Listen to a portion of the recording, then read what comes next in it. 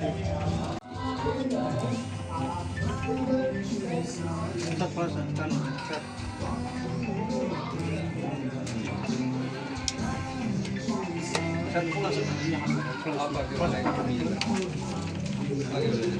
सामने देखिए। मैम इधर देखिए।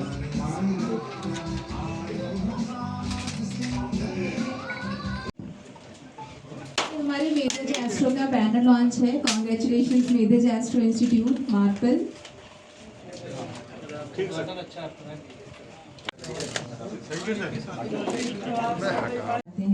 तो मार्पल जो है वो एक नया इतिहास है, क्योंकि आज तक पूरे विश्व में इस तरह की ज्योतिष क्लासेस किसी ने कभी भी किसी इंस्टीट्यूट ने नहीं दिया है। हम ऐसा क्यों कह रहे हैं कि किसी भी इंस्टीट्यूट ने नहीं दिया है? आपके दिमाग में सवाल जरूर आ रहा होगा, क्योंकि एस्ट्रोलॉजी की बहुत सारी क्लासेस हो रही हैं, बट एक नई चेतना, नई शुरुआत हो रही है।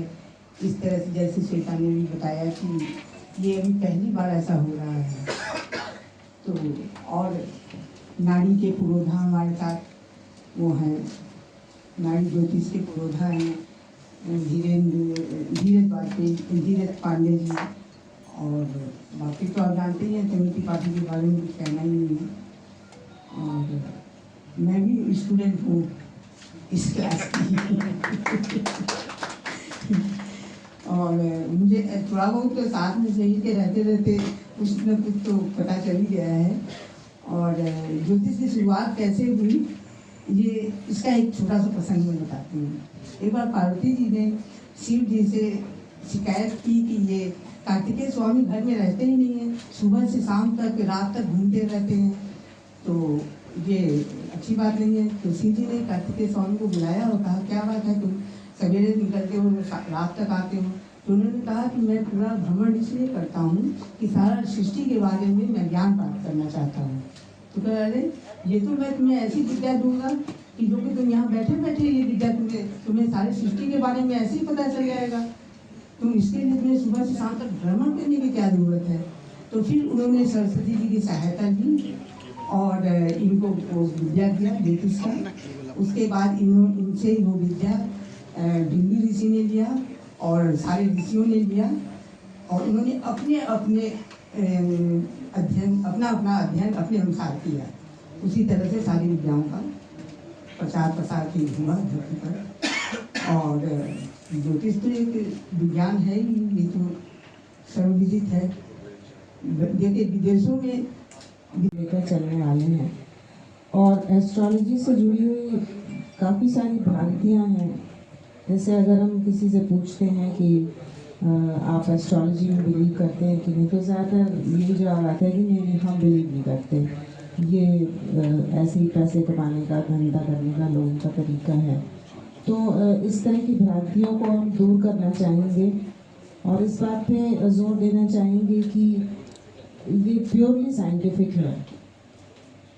जैसा कि धीरज पांडे जी ने हम लोगों को एक बार बताया था कि आप अगर समझ पा रहे हैं कि आपकी लाइफ में क्या प्रॉब्लम्स हैं, तो आप खुद अपनी कुंडली को पढ़कर अपनी प्रॉब्लम्स को आइडेंटिफाई करके उसकी रेमेडी कर सकते हैं। इसके लिए आपको जगह जगह जाने की ज़रूरत नहीं है, आप खुद ये चीज़ सीख सकते हैं। तो एक एग्जांपल ऐसा है जी, अगर आपको अपना ऑपरेशन कराना है और अगर आप एक कंपाउंडर से अपना ऑपरेशन करा लेते हैं या किसी झोला छाप डॉक्टर से अपना ऑपरेशन करा लेंगे, तो आप जानते हैं कि रिज़ल्ट क्या होगा। और आप अगर एक एक्सपर्ट डॉक्टर के पास जाते हैं और उससे ऑपरेशन कराते हैं, तो आप जानते हैं कि रिज़ल्ट क्या होगा। तो अगर आपने झोला छाप डॉक्टर से ऑपरेशन करवाया और वो ऑपरेशन सफल नहीं हुआ, तो आप क्या मेडिकल साइंस को दोष देंगे? शायद नहीं। इसी तरह संतों के बारे में है दुनिया के, उसमें इंडियन सिर्फ एक है, स्वामी विवेकानंद।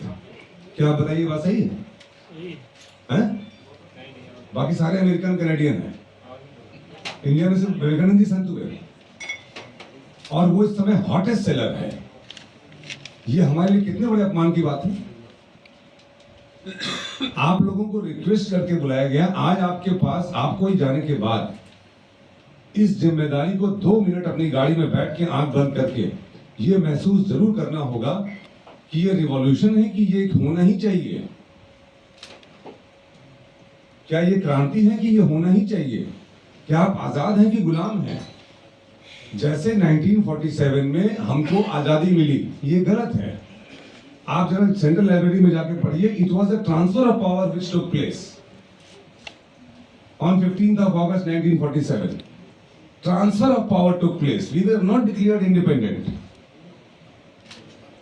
कुछ सच्चाइयां ऐसी हैं जिनको लेके, जैसे हमारी माता जी 12 साल से कल्पवास कर रही हैं, तो मैं वहां पे जाता हूं 3 4 दिन रहने, 5 दिन। तो मैं आदतन सारे जितने अखाड़े हैं उनमें विजिट करता हूं और वहां के जो लोग हैं उनसे बात करता हूं। आंसू निकलने वाले तथ्य सामने आते हैं। देखिए, ये शरीर चलता है ज्ञान से, अन्न से। अन्न होती है वर्षा से, वर्षा होता है यज्ञ से। यज्ञ कहीं हो रहा है? नंबर 1। यज्ञ होता है ज्ञान से, ज्ञान से बड़ा विज्ञान, और विज्ञान से बड़ा क्या है? ध्यान, और ध्यान से बड़ा है कर्म फल का त्याग। तो कर्म फल का त्याग तो भगवान कृष्ण भी नहीं कर पाए। लड़ना उनको एक न एक तरफ से तो पड़ा ही। तो कर्म फल का, अब आप वापस रिवर्स में आइए। ध्यान, ध्यान तो कोई कर ही नहीं पाया आज तक। जिसने कहा मैंने ध्यान किया उसने झूठ बोला। नागार्जुन ऋषि के चेले ने एक बार उनसे मस्ती ली और बोला, गुरुजी जरा ध्यान में जाना, देखना बंदर ना आ जाए। और ऋषि जो है महीने भर तक ध्यान ही नहीं कर पाया। आंख बंद करे तो बंदर ही न जाए उनके सामने से। हम लोगों को प्रॉपर तरीके से मिसगाइड किया गया 1700 के बाद। कलयुग जब राजा परीक्षित को हैंडओवर हुआ अभिमन्यु के पुत्र को, तो उन्होंने पूछा कि कलयुग के लक्षण क्या होंगे? तो उन्होंने कहा लक्षण ये होंगे कि गायें विष्ठा खाएंगी, स्त्रियां पुरुषों के समान दिखेंगी, भाई भाई का वध करेगा, वैश्यालियों मद्यालियों में लक्ष्मी का वास होगा, ज्ञानी आदमी जो है निर्धन होगा।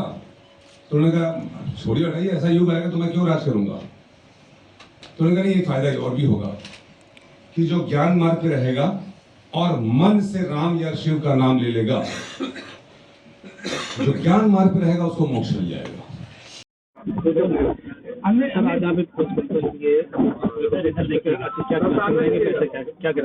हम लोग 1 साल का ज्योतिष का, हमारा 1 साल का ज्योतिष का ये कोर्स है। पहले 6 महीने हम लोग वैदिक ज्योतिष पढ़ाएंगे और फिर दूसरे 6 महीने में नाड़ी ज्योतिष पढ़ाएंगे। और ये 1 साल पढ़ने के बाद जो भी स्टूडेंट होंगे वो अपना रोजगार भी इसमें ढूंढ सकते हैं पढ़ाने के उसमें, और हमारे ही इंस्टीट्यूट में एज टीचर भी अपने वापस ज्वाइन करने का ऑप्शन ट्राई कर सकते हैं। सर, नौजवान जो आज के दौर का है वो इस तरह की चीजों को नहीं मानता है, जो किसी बात तो करता, मगर जो नौजवान इन चीजों को नहीं मानता, वो थोड़ा सा इनिशिएटिव लेके अगर पढ़ना शुरू करेगा तो अपने विषय में वो बहुत सारी वो बातें जान जाएगा जिसके लिए आज ज्यादातर लोग इधर उधर भटक रहे हैं। उन नौजवानों को क्या कहना चाहेंगे? नौजवानों को ज्योतिष की तरफ आना चाहिए, ज्योतिष पढ़ना चाहिए और अपना दीपक स्वयं बन के अपने परिवार, समाज और विश्व का में अपना नाम रोशन करना चाहिए। क्योंकि इस ज्ञान के अलावा, विज्ञान के अलावा, ज्योतिष के अलावा कोई ऐसी साइंस नहीं है जो आपको संपूर्ण रूप से स्वयं मार्गदर्शन देने में सक्षम हो। ठीक है सर, थैंक यू। शुक्रिया आपके साथ।